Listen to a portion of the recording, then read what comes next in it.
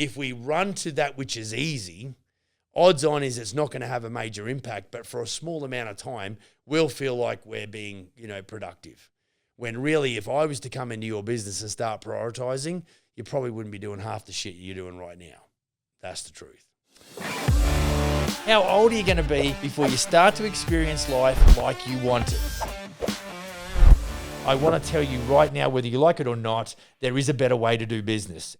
Hi everyone, welcome to the Business for Builders podcast. Welcome to you if you're in YouTube land. My name's Max. I'm the CEO here at Smithies Canada, and I am the ambitious founder of EliteBusinessAdvisory.com, where I provide customized coaching for contractors. And it's great to have you in the house. If you're a first-time listener, I really welcome you and appreciate you dropping by to check us out. Hopefully you get some value. And of course, all of the long-time listeners, the gangsters that have been hanging with me forever, I appreciate you putting up with me. And I trust that you are also, getting good value and building a kick-ass business at the same time. Right.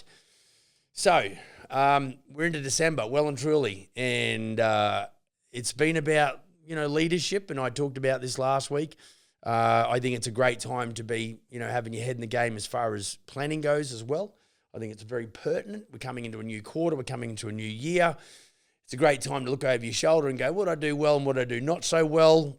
What's in my business that I really didn't like about it, and what do we do well? And really start to craft some, make the business better.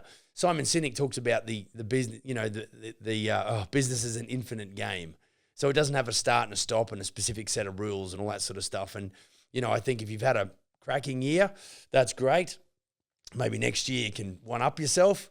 But also if you've not had such a great year, I'm optimistic that the marketplace might start to come alive, based on certain things that are changing in the marketplace as far as, money and things like that. So, I think it's really important that we start mapping out the pathway that we want our companies to take. And we do that, with all kinds of quarterly planning tools and things like that. But really, when we're talking about developing a strategic plan, a lot of that comes down to, well, Max, what do you mean strategic planning? Well, I'm going to talk today about what strategy really means. And the word strategy or strategic planning simply means the prioritization of resources.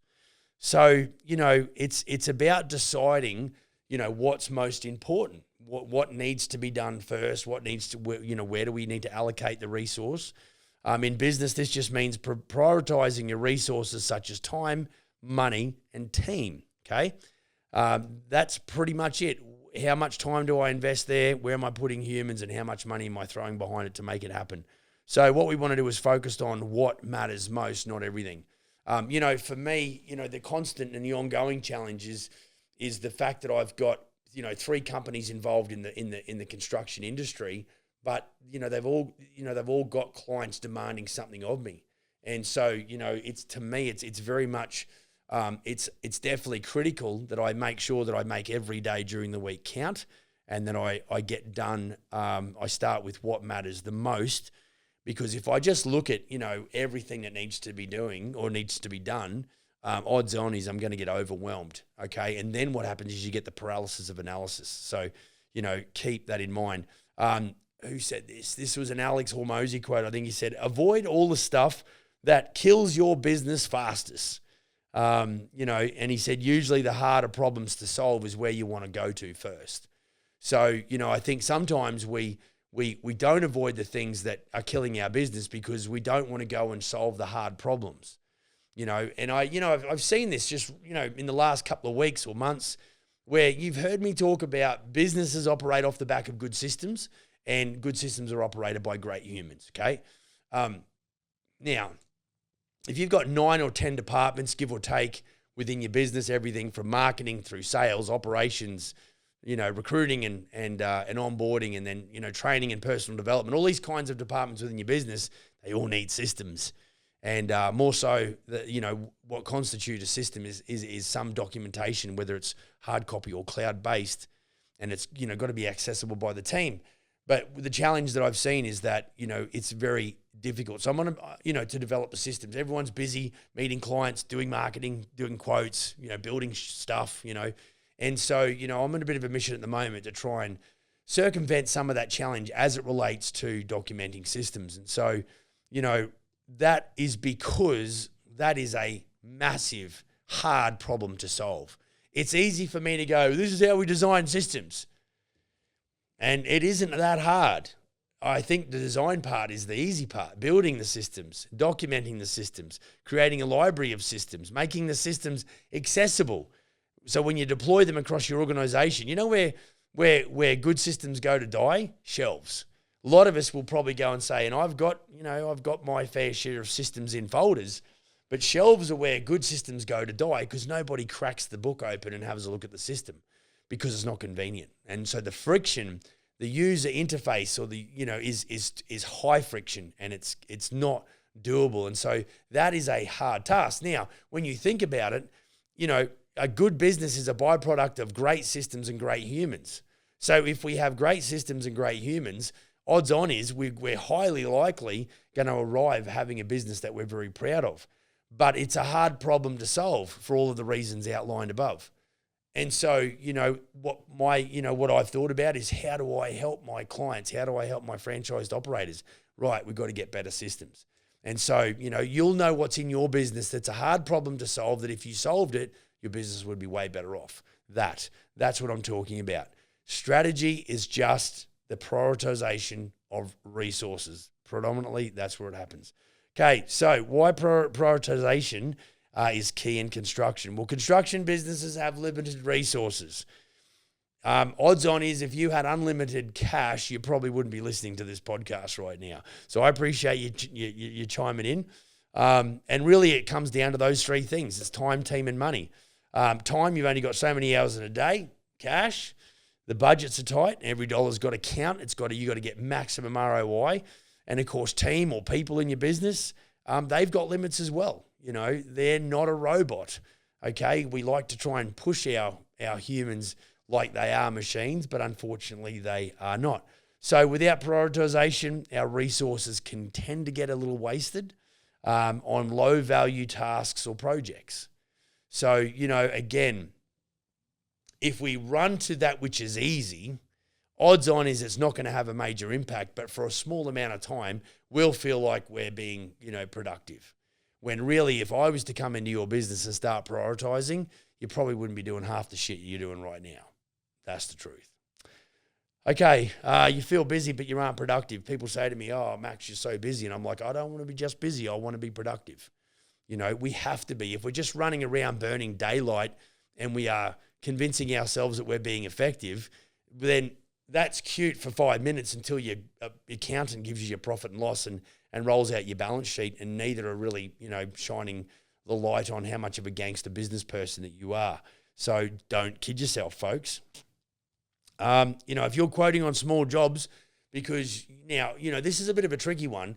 I understand. Quoting on small jobs irritates the bejeebers out of me, but whilst we're getting out of the ground and I'm busy trying to get mobile billboards happening, in other words, I'm not saying no to any work right now, and we're due to start a little one tomorrow. It'll be a 2 or 3 day project. But, what we're doing is whether the human spends $100,000 or $1 million with me, they spend 10 grand, they're still a human billboard. And so whilst I feel like that we just need to get some momentum in the business, I'm working on some of the smaller jobs. But it's easy for us to go to the smaller job. And I've got one on my desk now that's already over $500,000. It's an insurance job, you feel like they're more complicated because you're like, I'll forget that and I'll go and quote this bathroom. Okay. But of course the bathroom's got maybe $5,000 worth of gross profit in it. Whereas a $500,000 job, it could have over $100,000. Okay. So, but it's harder work. It's harder to get that deal. It's harder to get that contract. See, so what we're doing is we're prioritizing easy over important. Okay. So the takeaway would be, okay, next time, what does having a strategy, in other words, prioritization of the resources, it helps you focus on what deserves your energy. I've got a couple of notes here. Get that important, urgent up there. That's what you've got to get done. And then maintain the communication and delivery. So you want to prioritize and then at the highest level, get the job done, okay? Get the energy in there, deploy the energy. See, the problem is we deploy energy and resource against things that don't really have a massive impact or influence on the business performance. And so, I think maybe we don't even do it intentionally. Maybe we just, because we don't have anything by design. Nobody's ever talked to us about strategy and prioritization. Well, here we are. Okay, so tomorrow or today, I want you to go and start thinking about what you're doing, and am I allocating or prioritizing resources in areas that are not really bringing a good return on investment back to the business, back to the company? Let's have a quick think about that. So, how to focus on what matters most. Here's the deal. So ask yourself a couple of questions. What brings the most value to the business? So i.e., when I'm talking to clients, I'm saying you need to replace yourself over there, because the last two things you're going to give up are sales and estimating, because they are the high value targets, okay? So if you're pulling yourself away from high value targets to do silly little stuff, then you're killing your own business. Remember I started out by saying avoid the stuff that kills your business? That bad behavior as a business owner is what's killing your business. Now, if you didn't know about that, you do now, okay? So look at that little thing that you're doing going, is me as spending time doing this, is this killing my business? i.e., is it reducing my financial capabilities this month? Am I spending time doing these little jobs instead of focusing on some of the higher value targets, okay? So that's really what it comes down to. So what brings the most value to your business? High value clients, profitable projects, and recruiting skilled team members. In some cases, we spend so much time focusing on the wood ducks that are in our team who should not be on our team but are, and you give so much attention to the wood ducks trying to get them to perform, i.e. you're trying to raise the dead, and then all the good people that you've got, because they're not getting the recognition and the input from you as the business leader, they chuff off and go work for somebody else who gives them a bit of an attaboy occasionally. You got to do audit on your behavior. But I guess if you don't know what you don't know, then you're just going to keep doing what you think is best. But I'm here to tell you that maybe there are some things that you can tweak. So what wastes time or resource? Is it unreliable clients? Is it unprofitable project? Is it non-compliant, toxic team members? Clean house, folks. I honestly believe there is so much information between AI and, you know what I was just thinking today? I was thinking the amount of coaching groups in the construction sector, I can't imagine how many there is. But my Facebook feed is chock-a-block full of them. So they're all giving away shit. I don't give away shit yet. I'm just doing what I do. But, checklist this, spreadsheet that, freaking 7 steps to that. And, oh my gosh. The thing is we're so cursed with options now. Your ability to now grab that information, to get the revelation of the information, roll it out in some implementation, and then ensure that the execution is on point, that is actually overwhelming. Whereas 20 years ago, it wasn't as accessible. I can sit here, scroll Facebook, and have 6 freaking checklists in my email in no time at all from Facebook. Everyone's just giving me the magic system. Guys and gals, there is so much information out there, but we still don't deploy. Because you know what? Sometimes we don't know what we should be doing. Like Max, I know guys that go and spend thousands and thousands and thousands of dollars on memberships, and then they end up in my virtual office because they're like, Max, just point and I'll punch. You just tell me what I got to do and I'll do it. They've got this massive library of resources over here. And that's why when I start with clients, I don't just go and say, because I don't want to, my responsibility is to deal with the business owner, not to give you 20 checklists and go, there you go. And it abdicates me from my responsibility of meeting with you once a week and going, right, give me the highlight reel. What's good, what's bad, what's working, what's not working. There's such an importance that's placed on my ability to be able to ask questions and get some output from you to then help you identify some of the gaps and then bring solutions to that. So not everyone is going to need quality assurance checklists. Not everyone's going to need an estimation checklist. Everyone should know their financials, so they should be, using my key activity metrics spreadsheet. But nonetheless, I think there's got to be, some change, of how we deploy our resources. And so for me, weekends is very much a time when I go into gathering up the information. I was just sitting there and looking at tweaking our proposal as far as franchising is concerned. I've got to be able to do it better this year coming up in 2025 than what I did it in 2023, 24. Simple as that. So, we've really got to focus our time on the things that are going to give us the best ROI, and really, focus on those things that are profitable. And I think the tasks that you're doing that you can delegate, you need to start delegating. Delegate, automate, or detonate. Like that's something I've heard, and it makes sense. Like you should not be doing a $20 an hour task. It's just you shouldn't be doing that. Now, do it for a point where you develop the system. Once you've got the system, don't go and try and bring someone in to do that job, that which you've got no documented system or training or onboarding process for. Because all you're going to do is frustrate yourself and set them up for failure. So what I encourage business owners to do is to systemize all aspects of the business first. Or Max says to detonate and stop doing the smaller tasks. Okay, yes, that's the end game. But if you're doing that smaller task and then you have got the goal to replace yourself there, and you're going to create a documented system so you can import someone and put them in position to do that, that's good. Mazel tov. Okay, so let go of the unnecessary expenses and non-essential task, right? So, I've told more than one operator, that vehicle's got to go, that dump trailer's got to go, that machine has to go.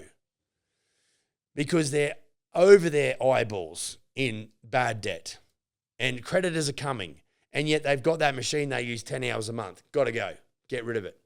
Cash out. You need liquid right now. See, when you go back, I think the last episode or the one before, I talked about good leaders are, they make decisions. They make decisions quick because they can assess what's going on in the business, because they are a wartime general and they can go, this is what's got to happen. I've got myself into this pickle. I can get another excavator next year. But right now I need that 50 grand or whatever's wrapped up in it. Okay. So unnecessary expenses, got to go. Non-essential tasks, got to go. Okay. You need to do regular audits on your business every month. Actually, I've got one eyeballed right now, which I didn't realize how much I was spending on this one particular subscription. And I am going to exit from that subscription because that's costing me $1,000 a year and I can get it done cheaper. But so I missed it. So do an audit around always be looking once a month going, where can I save some money? Where do I have an unnecessary? Subscriptions are the best place to start. But where can I reduce my outgoings? Okay. So, double down on what works and cut out what does not work, right? So prioritization is key for managing limited resources. You must become a better manager. See, we want someone to come in, whether they're a office manager, whether they're a site super, and we want them to manage our business. Well, don't you think it would make sense that if you're a gangster manager that had systems and processes that are documented on a library, accessible from the cloud, then wouldn't you think that it would be fairly easy and straightforward to replace you? See, people go, and I've said this, if I wish I could clone myself. People say that. I've said that in the past because I didn't have systems. I didn't have recruitment systems. I didn't have onboarding and training systems. And so what we do is we blame the people. Well, if I could just clone myself.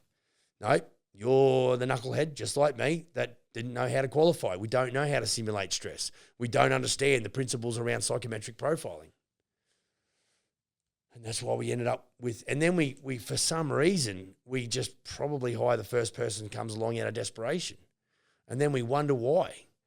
We've got to get systems, right? So we must be a better manager, okay? And so that really, just side note, if you've got a documented system for doing a certain thing, what that's going to do is give the individual who's using that systemized approach a high level of autonomy. Now, in the event that they do something outside the confines of that system, what you can then bring accountability, and that system is the big stick. It's like, well, the system says A through to Z, and you went and jumped the fence and did it your way. Well, I made an executive decision. That's not in the playbook. I've had sons that have been quarterbacks for their high school football team, and there is zero room for creativity. Am I right? Zero. None. I just got the nod. There's the playbook. We called that play. We play. Go. So when you, as the quarterback of your company, you call a play and here's the playbook. I mean, I've got a 14, 15-year-old and he's got a playbook and he's got to learn that thing top to toe. He's got to know. There's nobody on that field that I see on a Friday night who's got the playbook scrunched up in their back pocket and they pull it out and go, just give me a second. I'm just going to remember which way I've got to run. Is it left or right? Like, it just doesn't happen, guys and gals. So we've got to be a better manager. To be a better manager, we've got to systemize the way we do it so that we can then bring a human in. Okay, focus on what brings value and let go of the rest. You know, when we moved from Australia to Canada, the amount of building materials that I had stacked up that actually probably were never going to get used, I end up burning or throwing out, it's ridiculous. We just hoard shit. And so I made a rule, and if I went back to my place now, I probably need to implement this rule a little better. But if it's been on the shelf for more than 6 months, odds on is I'm not going to use it, and B, it's not going to be worth using because it's going to be outdated. So bin it. And I reckon I can fill up a 10 cubic meter bin right now with shit at my place, which come spring, we will be doing a spring clean. So what episode is this? 217. I'll have to come back and revisit this one myself to keep myself accountable. There's a good system.